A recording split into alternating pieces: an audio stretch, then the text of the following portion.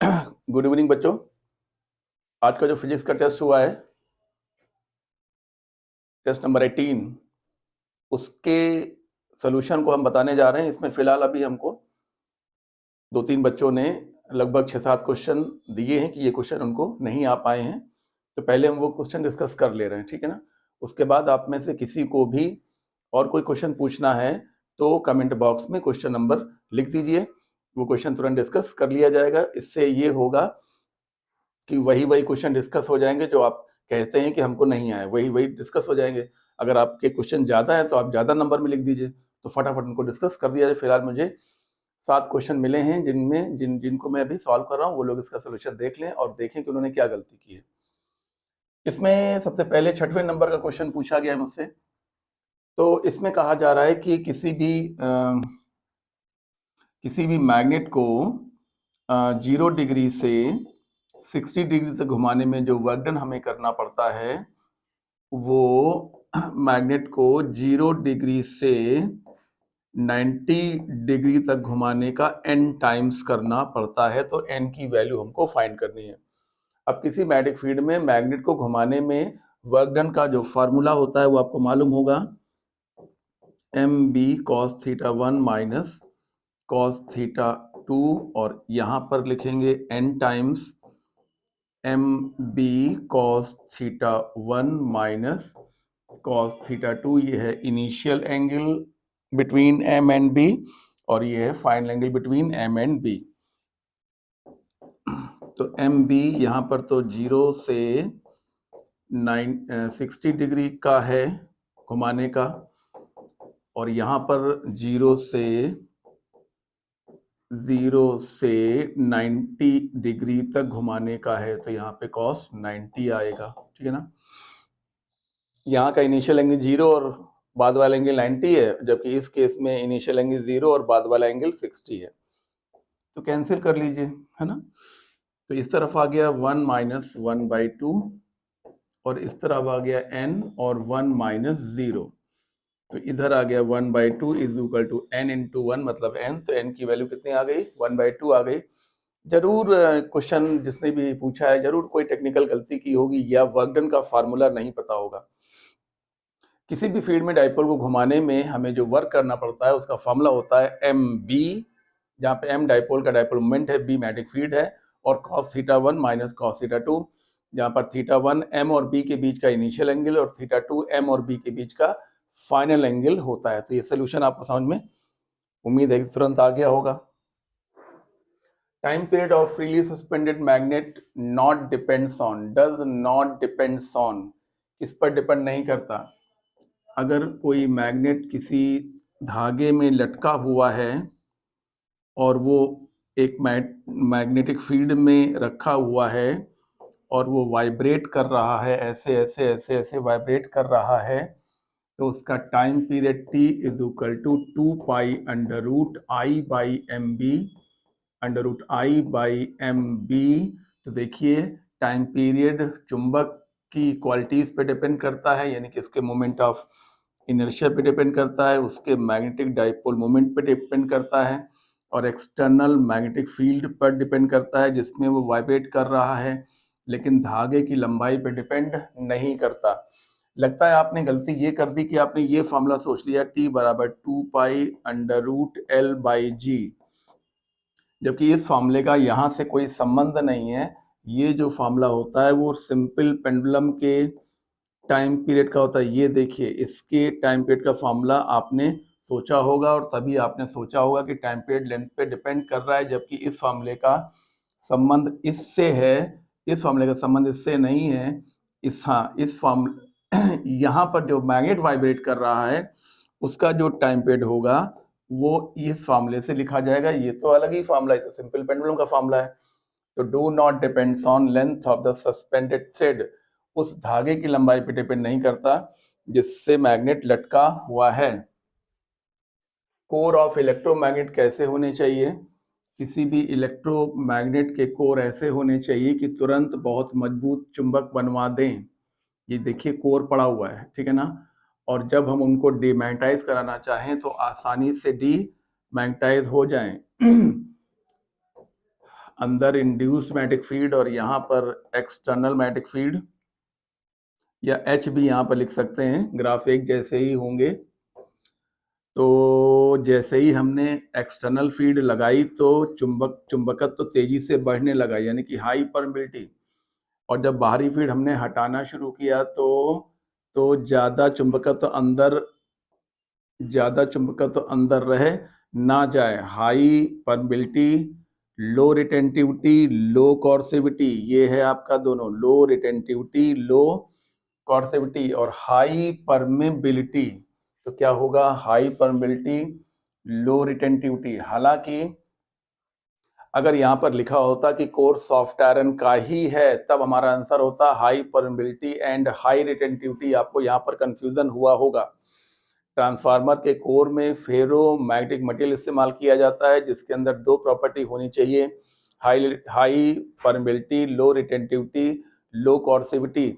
लेकिन अगर कोर की जगह पर केवल कोर ना लिखा हो बल्कि सॉफ्ट आयरन का ही नाम लिखा हो, तब कहेंगे high permeability and high retentivity with then low coercivity. ये एक एक्सेप्शन वाली बात है जो कि आपको समझनी है। ऑप्शन थर्ड होगा। In circular wire of radius r rotate about its own axis, angular speed omega in the magnetic field B perpendicular to its plane। एक सर्कुलर वायर है और वो एक ऐसी फील्ड में रखा है जो प्लेन के परपेंडिकुलर है। ये देखिए, ये है magnetic field lines, magnetic field lines जो इसको कट कर रही हैं। अब इसको अपने ही एक्सिस पर घुमाया जाने लगा। ये देखिए, ऐसे ही घुमाने लगे, ऐसे ऐसे। तो जब अपने ही एक्सिस पर घुमाएंगे, ये इसका एक्सिस है,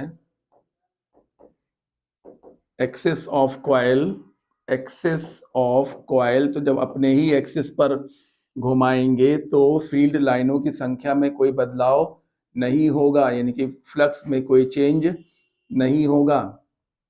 जब ऐसे घुमाएंगे तो फ्लक्स में चेंज नहीं होगा, ऐसे घुमाएंगे तो फ्लक्स अभी भी 1 2 3 4 5 6 यूनिट है, और ऐसे ऐसे घुमाने पर भी वो 6 यूनिट ही रहेगा। और अगर फ्लक्स नहीं बदलेगा, फ्लक्स 6 यूनिट मतलब वेबर भी कह सकते हैं, कांस्टेंट है।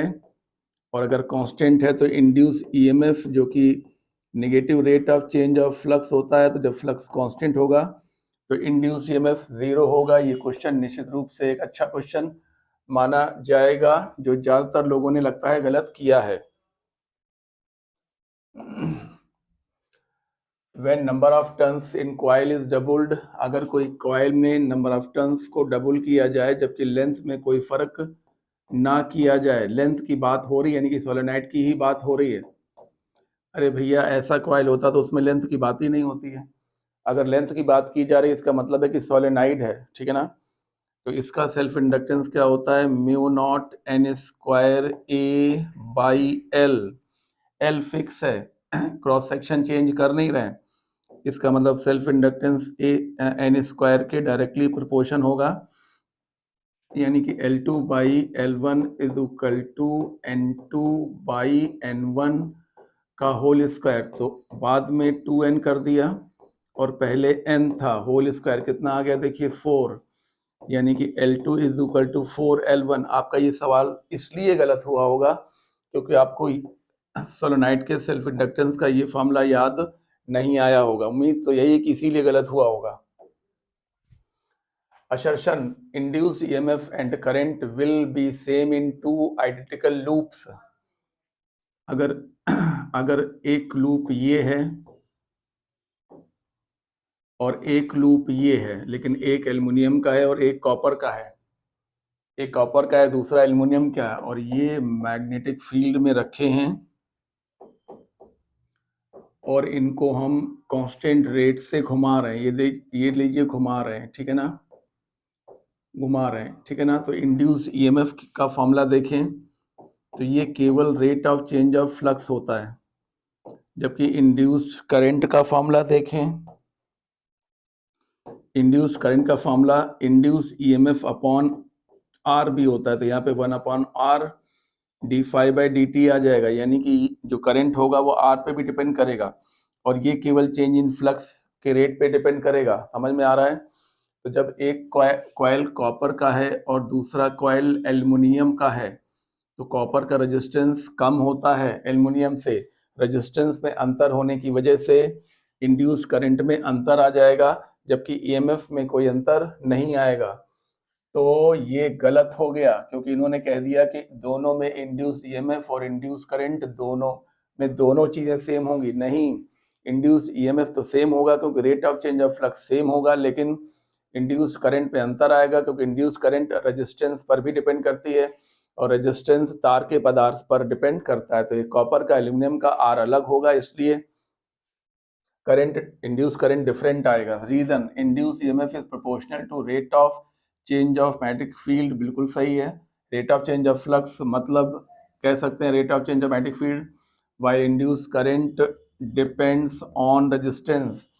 इंड्यूस ईएमएफ इस पे डिपेंड करता है, जबकि इंड्यूस करंट रेजिस्टेंस पर डिपेंड करती है। हाँ, इस पे भी करती है, इस पे भी करती है, लेकिन आर पे भी करती है। तो यहाँ पर लिखा हुआ है कि इंड्यूस करंट आर पे डिपेंड करती है, तो सही तो लिखा हुआ है। हालांकि ये भी लिखा हो सकता था कि induce EMF induce current depends only on R. अगर ओनली ऑन आर लिख देते तो ये भी गलत हो जाता, लेकिन सिर्फ ये लिखा है कि induce EMF rate of change of flux पे डिपेंड करता है और इंड्यूस करंट रेजिस्टेंस पे डिपेंड करती है। तो इसमें कोई गलती नहीं है, इसलिए ये सही है। क्या लिखेंगे? Assertion is false but reason is true. आगे चलें। Assertion induce coil are made of copper. Inductance coil जो होते हैं उनको कॉपर का बनाया जाता है, जिससे कि जब फ्लक्स चेंज हो तो कॉपर का रेजिस्टेंस कम होने की वजह से इंड्यूस करंट आसानी से बहने लगे और ज़्यादा वैल्यू की बहने लगे। ये बिल्कुल सही है। In both reason induce current is more in the wire having less resistance. ये भी बिल्कुल सही है कि जिस कॉइल का रेजिस्टेंस कम होगा उसमें इंड्यूस करंट की वैल्यू ज़्यादा होगी।